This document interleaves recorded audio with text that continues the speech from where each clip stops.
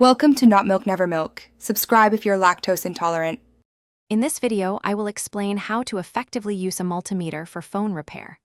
A multimeter is a versatile tool that measures electrical properties like voltage, current, and resistance. It's absolutely essential for diagnosing issues in mobile devices. While both analog and digital versions exist, digital multimeters are generally favored by technicians for their precision and easy-to-read displays, making your troubleshooting much more straightforward. Let's dive into the key modes you'll use.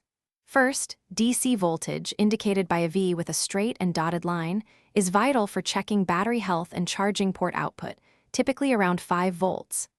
Next, resistance, shown by the omega symbol, helps measure component resistance, like a microphone's 600 to 1,800 ohms.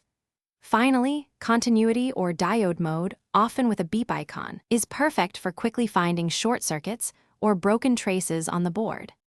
Now, let's apply these modes to common phone repair scenarios. For battery testing, set your multimeter to DC voltage, around 20 volts. A healthy lithium-ion battery should read between 3.7 and 4.2 volts. To find short circuits, use continuity mode on the battery connector. A continuous beep in both directions indicates a full short.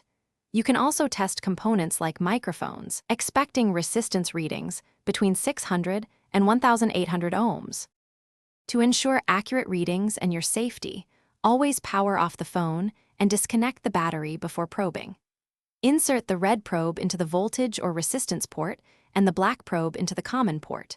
When measuring an unknown voltage, always start with a higher range setting on your multimeter to avoid damaging the device. Proper probe placement and understanding your readings are crucial for successful and safe phone repair. Thanks for watching. If this was helpful, leave a like and consider subscribing. See you next time.